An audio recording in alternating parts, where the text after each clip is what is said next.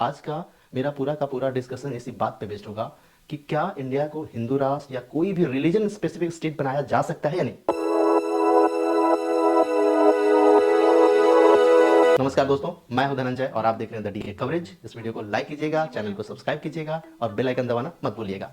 दोस्तों, आजकल इंडिया को हिंदू राष्ट्र बनाने का एक अजीब सा मुहिम चल रहा है। इसमें कुछ पॉलिटिशियंस भी इन्वॉल्व हैं, कुछ बड़े बड़े बाबा लोग भी शामिल हो गए हैं। तो आज का मेरा पूरा का पूरा डिस्कशन इसी बात पे बेस्ड होगा कि क्या इंडिया को हिंदू राष्ट्र या कोई भी रिलीजन स्पेसिफिक स्टेट बनाया जा सकता है या नहीं। देखिए, जहां तक मेरे ओपिनियन का बात है कि क्या इंडिया को हिंदू राष्ट्र बनाया जा सकता है या नहीं, तो मैं आपको क्लियर कर दूं कि ये बिल्कुल भी पॉसिबल नहीं है। अब क्यों पॉसिबल नहीं है, इसका रीजनिंग और लॉजिक मैं पूरी तरह से आपको क्लियर करने वाला हूं। तो पूरा वीडियो ध्यान से देखिएगा, एक एक पॉइंट पे डिस्कशन करेंगे। पूरे सिनेरियो को समझने के लिए थोड़ा सा पीछे चलते हैं। 1947 से पहले, यानी ब्रिटिश इंडिया की मैं बात कर रहा हूँ। ब्रिटिश इंडिया में इंडिया की जो टोटल इनकम थी उसका 95% एग्रीकल्चरल सेक्टर से आता था। और इंटरेस्टिंग बात यह है कि पूरे पॉपुलेशन में 85% से ज्यादा पॉपुलेशन ऐसी थी जो केवल और केवल एग्रीकल्चर पे डिपेंडेंट थी। अब यहाँ ध्यान देने वाली बात यह है कि जिस पॉपुलेशन का 85% से ज्यादा जनता पूरी तरह से एग्रीकल्चर पे डिपेंडेंट है, वहीं पे लैंड की जो होल्डिंग थी वो कुछ चंद गिने चुने जमींदारों के हाथ में था। अब गवर्नमेंट को भी ये बात रियलाइज हो रही थी कि अगर इकोनॉमी को ठीक करना है तो एग्रीकल्चर सेक्टर को स्ट्रॉन्ग करना पड़ेगा, क्योंकि यही हमारा मेन कंट्रीब्यूटर है। और एग्रीकल्चर सेक्टर को ठीक करने का मतलब था कि किसानों की हालत को ठीक करना पड़ेगा। अब गवर्नमेंट ने इस मिसमैच को खत्म करने के लिए लैंड रिफॉर्म का प्लान बनाया। लैंड रिफॉर्म के अंदर दो मेन पॉइंट था जिस पे फोकस था। पहला पॉइंट था लैंड डिस्ट्रीब्यूशन, दूसरा पॉइंट था लैंड सीलिंग। लैंड डिस्ट्रीब्यूशन के अंदर प्लान ये थी कि बड़े बड़े जमींदारों से जमीन छीना जाए और किसानों में उसको बांटा जाए। लैंड सीलिंग का प्लान ये था कि सर्टेन एक लिमिटेशन फिक्स कर दिया जाए कि कोई भी आदमी एक लिमिट से ज्यादा जमीन नहीं रख सकता है। यहाँ पे एक पॉइंट ध्यान दीजिएगा कि इंडिया में आजादी के बाद पहली बार जो जनरल इलेक्शन हुई थी वो हुई थी 1951 में, जिसके बाद पंडित जवाहरलाल नेहरू हमारे प्रधानमंत्री बने और लगभग मैक्सिमम स्टेट में कांग्रेस की सरकार बनती है। तो ऐसे में सवाल आपके मन में आ सकता है कि जब इलेक्शन 1951 में हुई तो उसके पहले गवर्नमेंट कहां से आई, संसद कहां से काम कर रही थी। तो बात कुछ ऐसा था कि 1947 के बाद और 1951 के पहले जो हमारी संविधान सभा थी, कॉन्स्टिट्यूएंट असेंबली, जिसको संविधान बनाने का जिम्मा दिया गया था, वो कॉन्स्टिट्यूएंट असेंबली ही हमारी संसद के रूप में काम कर रही थी। तो मैं जिस गवर्नमेंट की बात कर रहा हूँ, जिस संसद की बात कर रहा हूँ, वो यही संसद थी जो इलेक्टेड नहीं थी। क्योंकि 1951 के बाद अगर मैं जिस गवर्नमेंट की बात करूंगा, जिस संसद की बात करूंगा, वो इलेक्टेड होगी। तो ये बात ध्यान में रखिएगा। जब पार्लियामेंट ने लैंड रिफॉर्म से रिलेटेड स्टेप लेना स्टार्ट किया तो सारे स्टेट को डायरेक्शन दी गई कि आप अपने अपने स्टेट में लैंड रिफॉर्म से रिलेटेड कानून बनाइए। जब ये सब सिनेरियो चल रहा था तो ऑब्वियस सी बात है, जमींदारों की तरफ से लार्ज स्केल पे विरोध स्टार्ट हो गया। सुप्रीम कोर्ट में लैंड रिफॉर्म के अगेंस्ट में पिटीशन पे पिटीशन डालने लगे, क्योंकि जमींदारों का कहना था कि राइट टू प्रॉपर्टी हमारा फंडामेंटल राइट है, मौलिक अधिकार है, तो सरकार इसे कैसे छीन सकती है। देखिए, इस पूरे सिनेरियो को समझने के लिए हमारे कॉन्स्टिट्यूशन का कुछ आर्टिकल समझना पड़ेगा ताकि आपको क्लैरिटी मिले कि आखिर इन जमींदारों को कहां से स्ट्रेंथ मिल रही थी और वो कौन कौन सा ग्राउंड था जिसके बेसिस पे वो सुप्रीम कोर्ट में आर्गुमेंट कर रहे थे। जो ओरिजिनल कॉन्स्टिट्यूशन थी उसमें राइट टू प्रॉपर्टी एक फंडामेंटल राइट थी। हालांकि आज के डेट में ये फंडामेंटल राइट नहीं है, क्योंकि संविधान में संशोधन करके इसे हटा दिया गया और एक लीगल राइट बना दिया गया है। लेकिन ओरिजिनल कॉन्स्टिट्यूशन में राइट टू प्रॉपर्टी एक फंडामेंटल राइट थी और दो आर्टिकल ऐसे थे जो इस फंडामेंटल राइट को इंश्योर करती थी। सबसे पहले आता है आर्टिकल 19(1)(f), जो इंश्योर करती है कि आपके पास प्रॉपर्टी होल्ड करने का राइट है, प्रॉपर्टी एक्वायर करने का राइट है, आप जमीन खरीद सकते हैं, बेच सकते हैं, रख सकते हैं। प्राइवेट ओनरशिप का कॉन्सेप्ट था। दूसरा आर्टिकल है आर्टिकल 31। आर्टिकल 31 में क्लियरली मेंशन था कि स्टेट केवल एक ही कंडीशन पे जमीन छीन सकती है और वो है पब्लिक इंटरेस्ट। पब्लिक इंटरेस्ट का मतलब था कि जैसे हाईवेज बनाने हैं, एयरपोर्ट्स बनाने हैं या फिर हॉस्पिटल्स बनाने हैं, तो इस तरह के काम में ही सरकार केवल जमीन छीन सकती है, वो भी कंपनसेशन के साथ। अदरवाइज किसी भी और कंडीशन में स्टेट किसी की जमीन नहीं छीन सकता। और यहाँ स्टेट का मतलब है चाहे सेंट्रल गवर्नमेंट हो, स्टेट गवर्नमेंट हो या कोई भी लोकल बॉडी हो, तो जहां जहां मैं स्टेट की बात करूंगा ये सबको शामिल हो जाएंगे, चाहे संसद ही क्यों ना हो। तो यही वो दो आर्टिकल थे जो राइट टू प्रॉपर्टी को एक फंडामेंटल राइट डिक्लेयर करती थी। अब मैं आता हूं तीसरे आर्टिकल पे। तीसरा आर्टिकल है आर्टिकल 13। आर्टिकल 13 को ध्यान से सुनिएगा, क्योंकि पूरे डिस्कशन में ये चलने वाला है। कहीं ना कहीं सारा का सारा डिस्कशन का सेंटर पॉइंट आर्टिकल 13 ही है। आर्टिकल 13 में ये क्लियरली मेंशन था कि स्टेट कोई भी ऐसा लॉ नहीं बना सकती जो फंडामेंटल राइट को छीन रहा हो, और अगर ऐसा कोई कानून बनाया जाता है तो वो असंवैधानिक होगा, उसे कोर्ट अनकॉन्स्टिट्यूशनल डिक्लेयर कर देगी। अब देखिए, जितने भी लड़ाई, कॉन्फ्लिक्ट या विवाद होने वाला है इसी आर्टिकल को रेफरेंस बना के होने वाला है, इसलिए मैंने कहा था इस आर्टिकल को ध्यान से रखिएगा और इसके क्लॉज को दिमाग में रखिएगा। अब आते हैं चौथे आर्टिकल पे, और चौथा आर्टिकल है आर्टिकल 32। आर्टिकल 32 कहती है कि अगर आपका फंडामेंटल राइट का वायलेशन हो रहा है तो आप डायरेक्ट सुप्रीम कोर्ट जा सकते हैं। मतलब किसी भी भारत के नागरिक को, जो भी सिटीजन है, उसका अगर कहीं से भी कोई फंडामेंटल राइट का वायलेशन कर रहा है तो आप डायरेक्टली सुप्रीम कोर्ट में जा सकते हो, और सुप्रीम कोर्ट का यह ड्यूटी होगा कि उसे उस फंडामेंटल राइट को गारंटी करे, उसका प्रोटेक्शन दे। देखिए, अब इस पूरे सिनेरियो को इस चार आर्टिकल के कॉन्टेक्स्ट में समझने की कोशिश कीजिए। अब यहाँ पे जमींदार के एंगल से उनके स्टेप्स को समझने का कोशिश कीजिएगा। जमींदार को पता है कि आर्टिकल 31 और आर्टिकल 19(1)(f) के हिसाब से राइट टू प्रॉपर्टी हमारा फंडामेंटल राइट्स है, और आर्टिकल 31 के हिसाब से सरकार हमारी जमीनें नहीं ले सकती है जब तक पब्लिक इंटरेस्ट की बात ना हो। तो यहाँ पे जमीन छीनने से रिलेटेड जितने भी कानून बनाए जा रहे हैं वो कानून आर्टिकल 13 के हिसाब से असंवैधानिक होगा, क्योंकि आर्टिकल 13 क्या कह रही है कि अगर आपका फंडामेंटल राइट छीनने वाला कोई भी कानून बनता है तो वो असंवैधानिक होगा। और यहाँ हो क्या रहा है, सरकार को जमीन छीनना है जो कि फंडामेंटल राइट है, तो इस तरह के जितने भी कानून बनेंगे लैंड रिफॉर्म से रिलेटेड जो जमीन को छीनने के लिए बनाया जाएगा वो कानून आर्टिकल 13 के हिसाब से तो असंवैधानिक होने चाहिए। और यही आर्गुमेंट जमींदार लोग सुप्रीम कोर्ट में दे रहे हैं, क्योंकि उनको राइट था कि अगर आपके पास कोई भी फंडामेंटल राइट का वायलेशन होता है तो आप डायरेक्ट आर्टिकल 32 का यूज कीजिए और सुप्रीम कोर्ट जाइए। तो जमींदार लोग कर क्या रहे हैं, 32 का यूज कर रहे हैं, डायरेक्ट सुप्रीम कोर्ट जा रहे हैं, सुप्रीम कोर्ट में आर्गुमेंट दे रहे हैं कि ऐसा है सर कि हमारा आर्टिकल 31 और आर्टिकल 19(1)(f) का वायलेशन हो रहा है, और आर्टिकल 13 के हिसाब से ये जितने भी कानून बनाए जा रहे हैं लैंड छीनने के लिए वो असंवैधानिक घोषित कीजिए। अब यहाँ पे सुप्रीम कोर्ट के पास कोई ऑप्शन नहीं है, क्योंकि सुप्रीम कोर्ट को हर हाल में संविधान में जो लिखा हुआ है उसके हिसाब से चलना है, और जमींदारों का जितना भी आर्गुमेंट था वो संविधान के हिसाब से ही था। तो सुप्रीम कोर्ट के साथ मजबूरी ये थी कि हर हाल में उनको जमींदारों के फेवर में ही फैसला देना था। अब देखिए गवर्नमेंट के सामने एक कैसी विचित्र स्थिति थी, उनको लैंड रिफॉर्म भी करना है क्योंकि ये भी इंपॉर्टेंट था, और संविधान के हिसाब से भी चलना है क्योंकि ये भी नेसेसरी था, लेकिन इस केस में संविधान खुद उनके रास्ते में बाधा बन रहा था। इससे निपटने के लिए इंडियन पार्लियामेंट ने एक बड़ा गेम खेला। एक्चुअली इंडियन पार्लियामेंट ने आर्टिकल 368 का सहारा लिया। ये वही आर्टिकल था जो संसद को संविधान में संशोधन करने का पावर देता है। यहाँ पे पार्लियामेंट क्या बड़ा गेम कर रही है वो ध्यान से सुनिएगा। पार्लियामेंट को ये पता है कि सुप्रीम कोर्ट हर हाल में संविधान में जो लिखा उसके हिसाब से चलेगी, और संविधान में संशोधन करने का पावर तो संसद के पास ही है, पार्लियामेंट के पास है। तो क्यों ना हम संविधान को संशोधन करके ही उसके अंदर कुछ ऐसा लिख दें जिससे सुप्रीम कोर्ट भी लैंड रिफॉर्म कानून को ना रोक पाए, उसको असंवैधानिक डिक्लेयर ही ना कर पाए। और फिर इसी मोटो के साथ हमारा संविधान का पहला संशोधन होता है। ध्यान दीजिएगा, 26 जनवरी 1950 को संविधान लागू होता है, फोर्स में आ जाता है, और 1951 में ही पहली बार संशोधन भी आ जाता है। तो आर्टिकल 368 का यूज करके पार्लियामेंट संविधान का पहला संशोधन करती है और फर्स्ट कॉन्स्टिट्यूशनल अमेंडमेंट एक्ट आ जाता है। इस अमेंडमेंट में हुआ क्या वो ध्यान से समझिएगा। आर्टिकल 31 क्या कहती थी, आर्टिकल 31 कहती थी कि स्टेट केवल पब्लिक इंटरेस्ट में ही जमीन छीन सकती किसी से।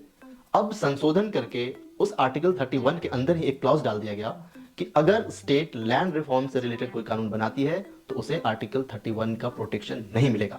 मतलब कोई उस कानून को चैलेंज करने के लिए सुप्रीम कोर्ट नहीं जा सकता।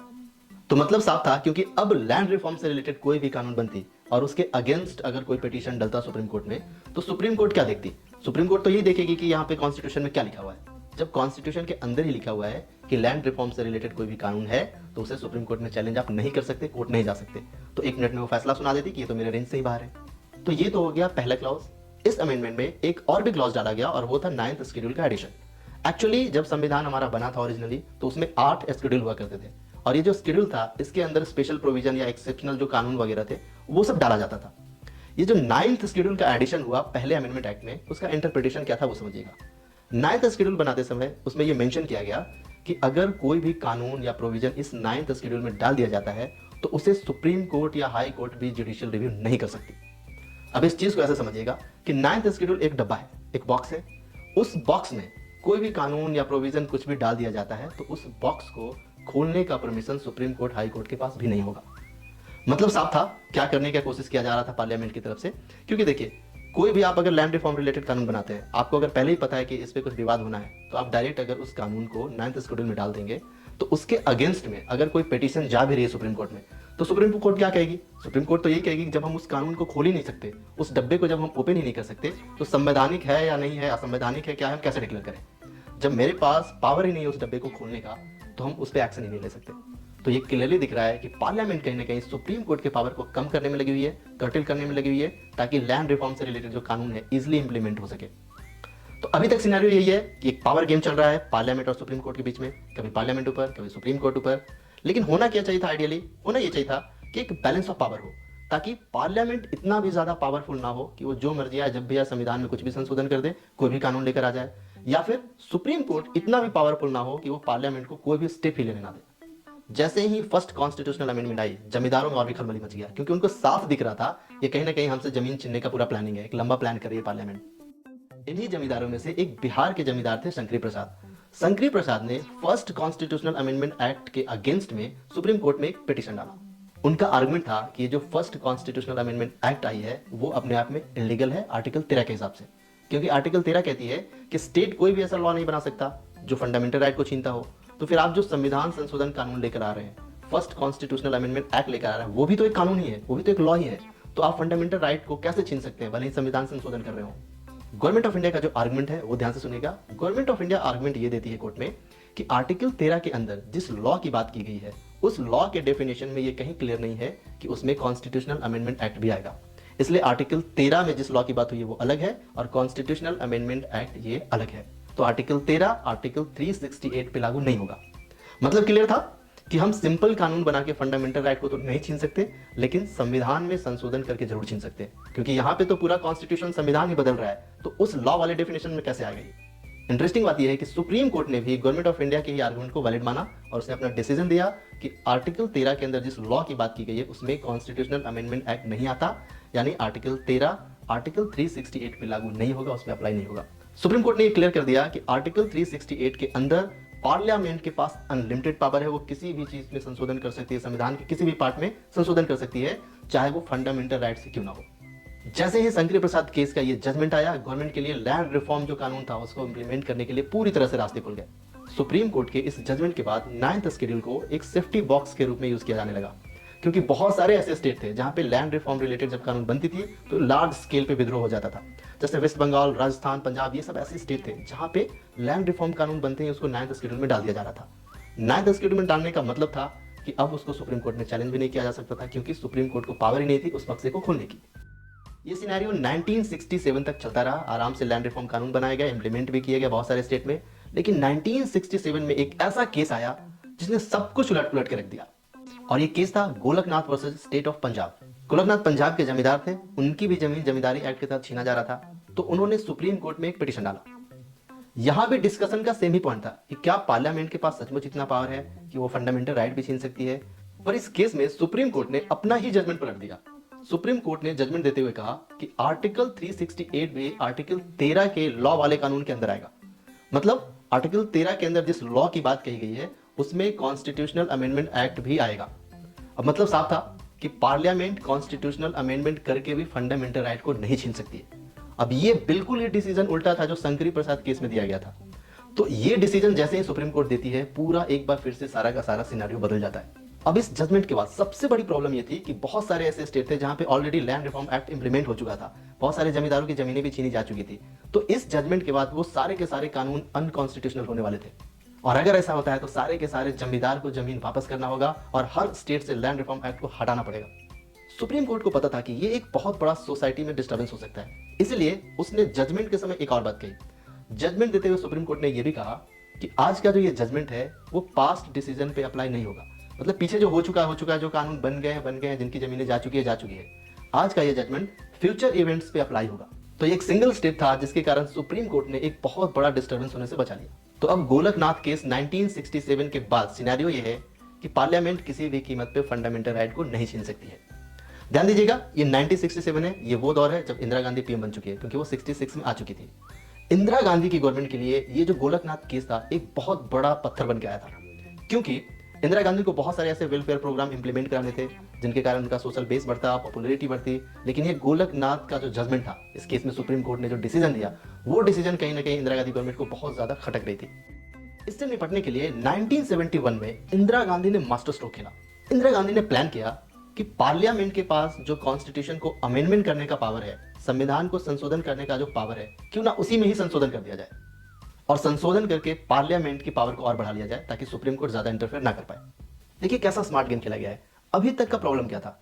अभी तक के सारे केस में एक ही प्रॉब्लम दिख रही है कि क्या आर्टिकल 13 के अंदर आर्टिकल 368 भी कवर होगा या नहीं। मतलब आर्टिकल 13 के अंदर जिस लॉ की डेफिनेशन दी गई है उस लॉ वाले डेफिनेशन में कॉन्स्टिट्यूशनल अमेंडमेंट एक्ट भी आएगा या नहीं, क्योंकि ये वो पॉइंट था जिसपे सुप्रीम कोर्ट भी खुद कंफ्यूज नजर आ रही थी। शंकरी प्रसाद केस में कहती है कि ये अप्लाई नहीं होगा और गोलकनाथ के केस में कहती है कि ये अप्लाई होगा। अब इस पूरे कॉन्फ्लिक्ट से निपटने के लिए इंदिरा गांधी 1971 में लेकर आती है 24th कॉन्स्टिट्यूशनल अमेंडमेंट। इस अमेंडमेंट के अंदर आर्टिकल 13 में एक क्लॉज ऐड कर दिया गया कि इस आर्टिकल का आर्टिकल 368 से कोई लेना देना नहीं है, और आर्टिकल 368 में जाकर ये क्लॉज ऐड कर दिया गया कि इस आर्टिकल का आर्टिकल 13 से कोई लेना देना नहीं है। तो अभी का जो कंट्रोवर्सी था कि क्या आर्टिकल 13 368 पे अप्लाई होगा, इसी इंटरप्रिटेशन पे लड़ाई चल रही थी। अब ऑफिशियली इंदिरा गांधी ने ये क्लियर कर दिया कि आर्टिकल 13 और आर्टिकल 368 दोनों सेपरेट है, आपस में कोई लेना देना ही नहीं है। तो अब अगर सुप्रीम कोर्ट के पास कोई भी पिटीशन भी पहुंचती, सुप्रीम कोर्ट 1 मिनट में उसको खारिज कर देता, क्योंकि आर्टिकल 13 अब ऑफिशियली आर्टिकल 368 पे अप्लाई ही नहीं होने वाला था। तो अगर ध्यान से देखें तो इस अमेंडमेंट में गोलकनाथ केस का जो जजमेंट था उसको सीधा पलटने का कोशिश किया गया। तो अभी तक का सिनेरियो ये है कि सुप्रीम कोर्ट और पार्लियामेंट की लड़ाई चलती जा रही है, कभी सुप्रीम कोर्ट डोमिनेंट, कभी पार्लियामेंट डोमिनेंट, और ये पावर गेम आगे भी चलता रहा। इन सब के बाद 24 अप्रैल 1973 को सुप्रीम कोर्ट ने एक जजमेंट दिया, जो कि Kesavananda Bharati versus state of Kerala का केस था। ये वो जजमेंट था जो पूरे इंडियन कॉन्स्टिट्यूशनल हिस्ट्री को बदल के रख दिया। भारत के इतिहास में अगर सुप्रीम कोर्ट ने कोई सबसे खूबसूरत और सबसे बड़ा डिसीजन दिया है तो वो केशवानंदा भारती केस का जजमेंट है। इस केस को समझे बिना आप इंडिया या इंडियन कॉन्स्टिट्यूशन को समझ ही नहीं सकते। ये वो जजमेंट था जिसने इंडिया के फ्यूचर डिसाइड कर दिया, चाहे वो प्रेजेंट हो या आने वाला फ्यूचर हो। आप जब भी इंडिया या इंडियन कॉन्स्टिट्यूशन को पढ़ेंगे तो केशवानंदा भारती केस के बिना आप इंडियन कॉन्स्टिट्यूशन को समझ ही नहीं सकते। तो चलिए आज इस केस को थोड़ा सा समझते हैं कि एक्चुअली ये था क्या। केशवानंदा भारती केरल के मठ के शंकराचार्य पद पे थे, और केरल में जो मठ होता था उसका बहुत सारा प्रॉपर्टी हुआ करता था, और उस प्रॉपर्टी को मैनेज करने का पावर शंकराचार्य को होता था, जो कि केशवानंदा भारती थे उस केस में। केरला में लैंड रिफॉर्म एक्ट आया, और उस एक्ट के तहत केशवानंदा भारती का जो पावर था लैंड प्रॉपर्टी को मैनेज करने का, उस मैनेजमेंट पावर को छीन लिया गया, और इस केरला लैंड रिफॉर्म एक्ट को 9th शेड्यूल में डाल दिया गया था, ताकि कोई भी सुप्रीम कोर्ट में जाकर चैलेंज ना कर सके। अब केशवानंदा भारती ने भी सुप्रीम कोर्ट में पिटीशन डाला। फिर से डिस्कशन का पॉइंट वही था कि क्या पार्लियामेंट के पास सचमुच इतना पावर है कि हमसे वो फंडामेंटल राइट भी छीन ले। इस केस में सुप्रीम कोर्ट ने जो जजमेंट दिया वो इंपॉर्टेंट है, ध्यान से सुनिएगा। सुप्रीम कोर्ट जजमेंट देते हुए कहती है कि सिंपल कानून बनाकर फंडामेंटल राइट को तो नहीं छीना जा सकता, लेकिन कॉन्स्टिट्यूशनल अमेंडमेंट करके फंडामेंटल राइट को छीना जा सकता है। मतलब साफ था कि गोलकनाथ केस में जो जजमेंट दिया गया था उसको सीधा पलट दिया गया था। साथ में ये भी कहा कि पार्लियामेंट को आर्टिकल 368 के अंदर ये पूरा पावर है कि वो कॉन्स्टिट्यूशन के किसी भी पार्ट में जाकर बदलाव कर सकती है, उसका संशोधन कर सकती है, लेकिन किसी भी कीमत पे parliament basic structure of constitution को डिस्टर्ब नहीं कर सकती। लेकिन अब इस लेकिन को ध्यान से सुनिएगा, क्योंकि सारा का सारा जो सार है इसी लेकिन में छुपा हुआ है। मतलब सुप्रीम कोर्ट ये कहना चाह रही थी कि आर्टिकल 368 के अंदर पार्लियामेंट को फुल पावर है कि कॉन्स्टिट्यूशन के किसी भी पार्ट में वो संशोधन कर सकती है, लेकिन किसी भी कीमत पर कॉन्स्टिट्यूशन के बेसिक स्ट्रक्चर को डिस्टर्ब नहीं कर सकती। अब सबसे बड़ा सवाल ये था कि आखिर ये बेसिक स्ट्रक्चर क्या है, क्योंकि ये पहली बार था जब सुप्रीम कोर्ट ने बेसिक स्ट्रक्चर डॉक्ट्रिन को इंट्रोड्यूस किया था।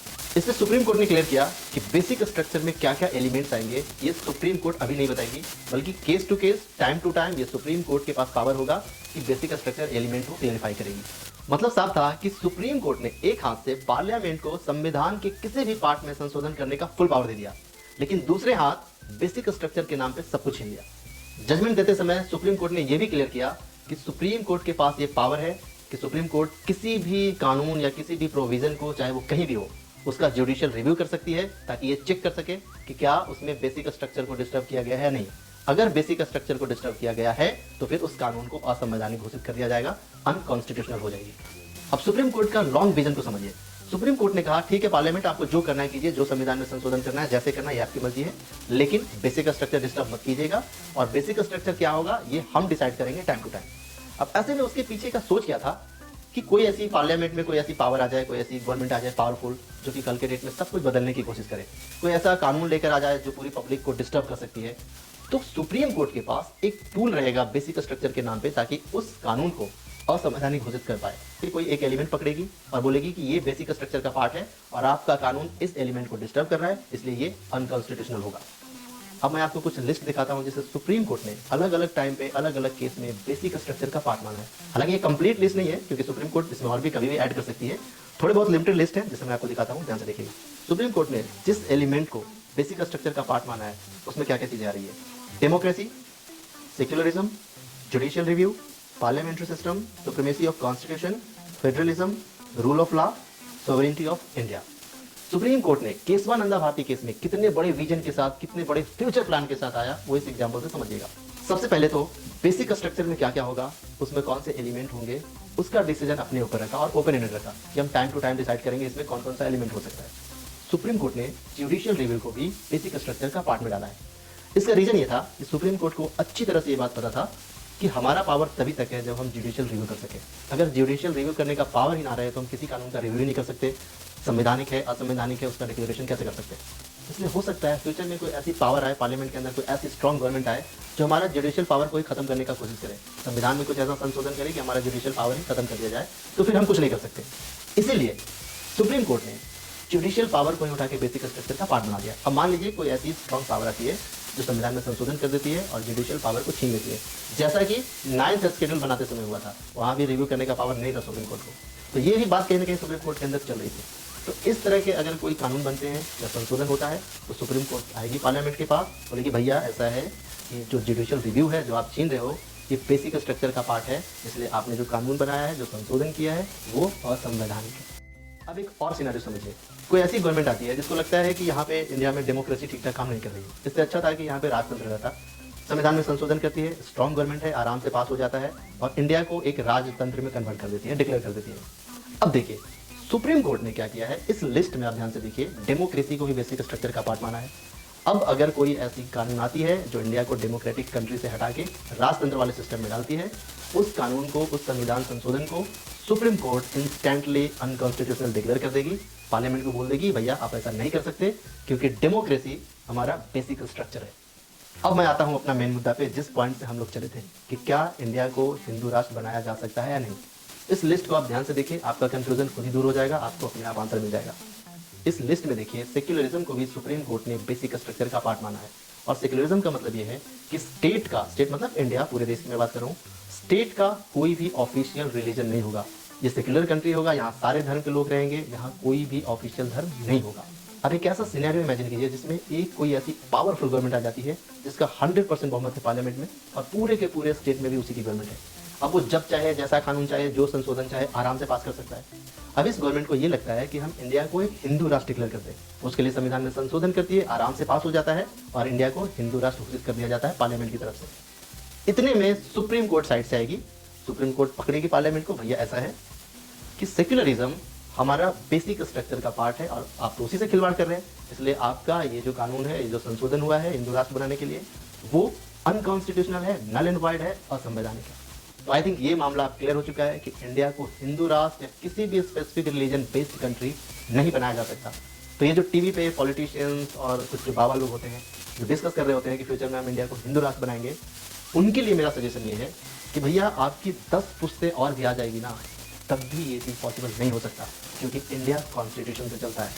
तो आप लोगों से मेरा यही रिक्वेस्ट है कि इंडिया को हिंदू राष्ट्र बनाना है, मुस्लिम राष्ट्र बनाना है, इस तरह के वाहियात थिंकिंग से बाहर आइए और एक विकसित राष्ट्र बनाने में योगदान कीजिए, खुद को एम्पावर्ड कीजिए, स्किल्ड बनाइए और याद रखिएगा इंडियन कॉन्स्टिट्यूशन इसमें आपका परमानेंट साथी है। तो इस खूबसूरत देश के खूबसूरत संविधान को सलाम कीजिए, आगे बढ़िए। जय हिंद।